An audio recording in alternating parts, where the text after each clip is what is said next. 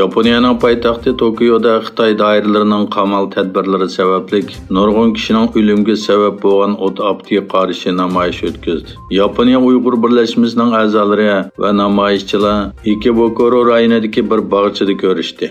Namoyishda Uyg'urlarga erkinlik, Beijingni boyqut qilaydi degan xatlar yozilgan plakatlarni va o't afatida qazo qilgan Uyg'ur oilalarining suratini ko'targan namoyishchilar Xitoyga qarshi shiorlarni to'ladi. Ma'lum bo'lganidek, o'tgan hafta Sharq Turkistonning markazi Urumchidagi karantina qilingan bir o'ltiroq binoda yuz bergan o't afatida 44 odam hayotidan ayrilgan.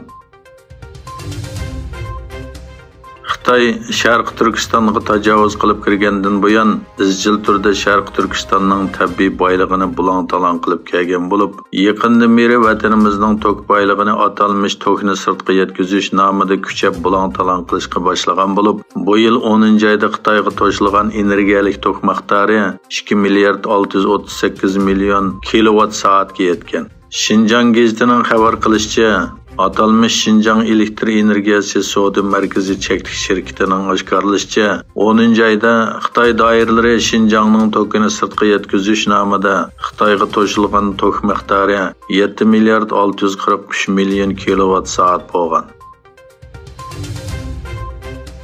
Xitoy bilan G'arbning kun siri kuchayayotgan raqobati har soatiga o'xshash harbiy jihatga talash tortishlarda ifodalanmoqda.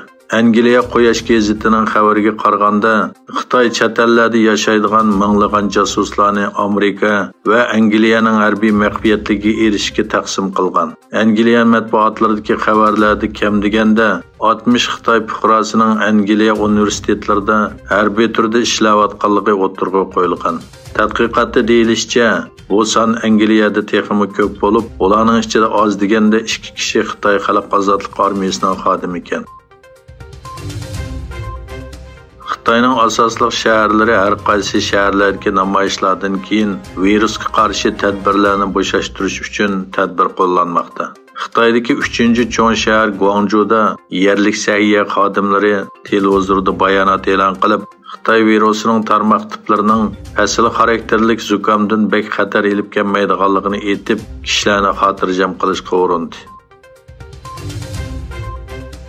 Xitoyning yillik yangi o'ylanish nisbati yaqinqi 30 yildan buyongi eng tuvan nuqtaga tushib qoldi. Xitoy virusi yuqumida tavirgan bu davlatda nikoh va tug'ut ko'rsatkichida ro'shan o'zgarish yuz bermoqda. Bu ahvol Xitoydagi tug'ilish nisbatini tuvalatish yuzlanishiga texmi tezlatmoqda ekan.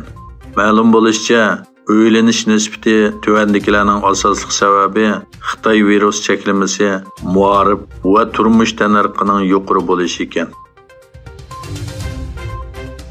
Qozog'iston prezidenti Qosim To'qayev Rossiya bilan bo'lgan savdo summasining 24 milliard 500 million dollarlik yangi rekord yaratganligini bayon qildi. To'qayev savdodagi barliq cheklamalarni chiqarib tashlab, o'zaro foydali sharoit yaratishning ikki davlatning iqtisodiy o'sishidagi muhim omil bo'ladiganligini ta'kidladi. To'qayev yana Rossiya bilan chegara eg'izidagi ul aslahalarni yaxshilab, iqtidorni kengaytirish kerakligini o'tirg'i qo'ydi.